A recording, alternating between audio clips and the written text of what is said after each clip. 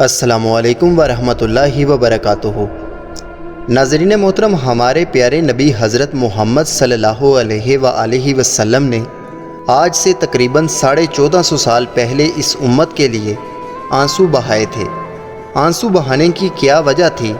यही कि मेरी उम्मत क़यामत के दिन दोज़ख के अज़ाब से बच जाए। यार, आज हाल ये है, जो हमारे पास हैं, जो हमारे अपने हैं, हम उनके लिए दुआ तक नहीं करते। आंसू बहाना तो दूर की बात है, लेकिन देखें आपके नबी को अल्लाह पाक ने कितनी शान दी है, कितना एहसास आप सल्लल्लाहु अलैहि वसल्लम को अपनी उम्मत का था कि जो अभी दुनिया में आए नहीं, हम जैसे गुनहगार जो उनके दुनिया से पर्दा करने के वक़्त से भी 1400 साल बाद दुनिया में आए हैं, हम जैसे गुनहगारों के लिए उन्होंने उस वक़्त दुआ की, आंसू बहाए जब हमारा नामो निशान नहीं था। ज़रा गौर तो करें, कितने लोग इन 1400 सालों में मट्टी में मिल चुके हैं। ये उनका हमारे लिए एहसास है। ये चीज़ हमें बताती है कि उनको हमारी कितनी फ़िक्र थी। दुनिया में हज़ारों मज़ाहब ऐसे हैं जिनके करोड़ों मानने वाले हैं। किसी एक मज़हब के बानी का बता दें जिसने अपने मानने वालों के लिए इस तरह आंसू बहाकर दुआ मांगी हो। किसी एक का 1,24,000 कमो बेश पैगंबर आए। किसी एक पैगंबर का बता दें जिन्होंने हमारे पैगंबर की तरह रो रो कर कई दिनों तक अपनी उम्मत के गुनहगारों के लिए दुआ की हो। हज़रत नूह अलैहिस्सलाम की कौम थी, गुनहगार बन गई तो इन्होंने अज़ाब की दुआ कर दी कि ये मेरी बात नहीं मानते। हज़रत लूत अलैहिस्सलाम की कौम थी, गुनहगार थी, उन्होंने भी अज़ाब की दुआ की। हज़रत मूसा अलैहिस्सलाम की कौम थी, उस पर भी अज़ाब आया। हज़रत सालेह अलैहिस्सलाम की कौम थी, उस पर भी अज़ाब आया। हालांकि उन्होंने सिर्फ़ चंद गुनाह किए थे। और इस उम्मत के लिए नबी पाक सल्लल्लाहु अलैहि वसल्लम ने फरमाया कि ये पिछली उम्मतों के कदम पर कदम रख कर चलेगी। साकिब रज़ा मुस्तफ़ाई साहब का बयान सुन लें। वो हदीस बयान करते हैं कि अगर किसी ने अपनी माँ के साथ भी ज़ना किया होगा तो ये उम्मत वो भी करेगी। क्या आज ये उम्मत उस तरह करती नहीं है? रोज़ाना टीवी पर सुनते नहीं हैं कि फ़लाँ जगह बच्चे को ज़्यादती का निशाना बना दिया गया, बाप ने सगी बेटी को ज़्यादती का निशाना बनाया, बेटे ने माँ को ज़्यादती का निशाना बनाया। हम तो कौमे लूत से भी आगे बढ़ चुके हैं। उन पर तो ऐसा अज़ाब आया कि वो सफ़ाए हस्ती से मिट गए। लेकिन हर तरह का गुनाह करने के बावजूद ये उम्मत अभी तक क्यों बची हुई है? क्योंकि नबी पाक सल्लल्लाहु अलैहि वसल्लम ने दुआ की थी। उन्हें हम गुनाहगारों का एहसास था।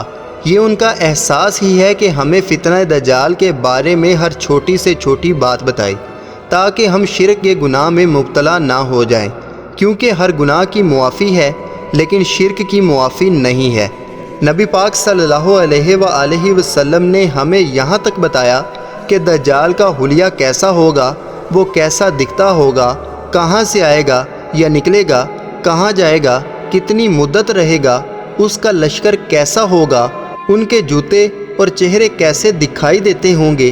बिल्कुल जैसे कि बच्चे को हम ख़तरे से बचाने के लिए बताते हैं, ऐसे ही हमारे नबी ने हमें बताया। आज की वीडियो में यही चीज़ें गुफ्तगू का बाइस बनेंगी।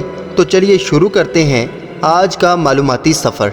नाज़रीन मोहतरम, दज्जाल कुल 40 दिन दुनिया में रहेगा, जिसमें से पहला दिन 1 साल, दूसरा दिन 1 महीना और तीसरा दिन 1 हफ्ता के बराबर होगा। और उसके बाद बकिया अयाम मामूल के मुताबिक होंगे। इस तरह तकरीबन 439 दिन बन जाते हैं, यानी 1 साल, 2 महीने और 14 दिन। ये थी उसके रहने की मुद्दत। अहादीस में हमें 4 मुकाम मिलते हैं जहाँ से दज्जाल निकलेगा। नंबर 1, शाम और इराक़ के दरमियान से। नंबर 2, खुज़ो कुरमान यानी खुरासान की तरफ के इलाके। नंबर 3, खुरासान से। नंबर 4, अस्फ़हान के मुकाम यहूदिया से। उलमा के मुताबिक दज्जाल का खरूज सबसे पहले शाम और इराक़ के दरमियान की घाटी से होगा, मगर उस वक़्त उसकी शोहरत ना होगी। उसके अवानो अंसार यानी मददगार यहूदिया गाँव में उसके मुंतज़िर होंगे। वो वहाँ जाएगा और उनको साथ लेकर पहला पड़ाव खोजो करमान में करेगा। फिर मुसलमानों के खिलाफ इसका खरूज खुरासान से होगा। आपको यहाँ बता दूँ, बलूचिस्तान के कुछ इलाके, ईरान और अफ़गानिस्तान के कुछ इलाकों को खुरासान कहा जाता है और यहूदिया गांव ईरान में मौजूद है और गुज़रे हुए कुछ सालों से यहूदी यहाँ अपने डेरे डाल रहे हैं। मुख्तलिफ़ हदीस में हमें दज्जाल के लश्कर के बारे में जो मालूम हुआ है वो 6 बातें हैं। नंबर 1, दज्जाल के साथ निकलने वाले लोगों में अक्सर औरतें होंगी। नंबर 2, दज्जाल के साथ मुनाफिक मर्द और औरतें होंगी, हत्ता कि मदीना मुनव्वरा में भी जो मुनाफिक मर्द और औरतें होंगी वो भी दज्जाल के साथ आ मिलेंगी। नंबर 3, दज्जाल का लश्कर यहूदियों का होगा। नंबर 4, दज्जाल के साथ जो लोग होंगे उनके जूते बालों के और चेहरे ऐसे होंगे जैसे ढाल जिस पर तह बतह चमड़ा चढ़ाया गया हो। नंबर 5, दज्जाल के साथ अस्फहान के 70,000 यहूदी होंगे जिन पर सब्ज़ या स्याह रंग की चादरें होंगी। नंबर 6, तकदीर के इनकार करने वाले दज्जाल के लश्करी हैं। अब रहा सवाल कि दज्जाल का हुलिया कैसा होगा, तो याद रखिएगा कि दज्जाल का रंग सुर्ख और सफ़ेद होगा, उसका जिस्म बारी बरकम होगा, कद के एतबार से वो पिस्ता कद होगा, इसके सर के बाल बहुत ज़्यादा होंगे, घुंघराले होंगे और उलझे हुए होंगे, उसकी दोनों आंखें खराब होंगी, बाईं से काना होगा और दाईं आंख पर मोटी फली होगी। उसकी उम्र ये है कि वो नौजवान होगा।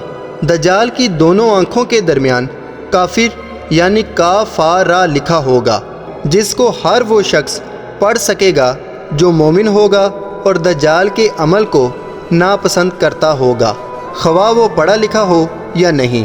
अब ये हमारा फ़र्ज़ है कि हम अपने नबी के फरमान का एहसास करते हैं या नहीं। अल्लाह पाक से दुआ है कि अल्लाह पाक हमें दज्जाल के फितने से अपनी पनाह में रखें और क़यामत के दिन नबी पाक सल्लल्लाहु अलैहि वसल्लम की शफ़ात नसीब करें।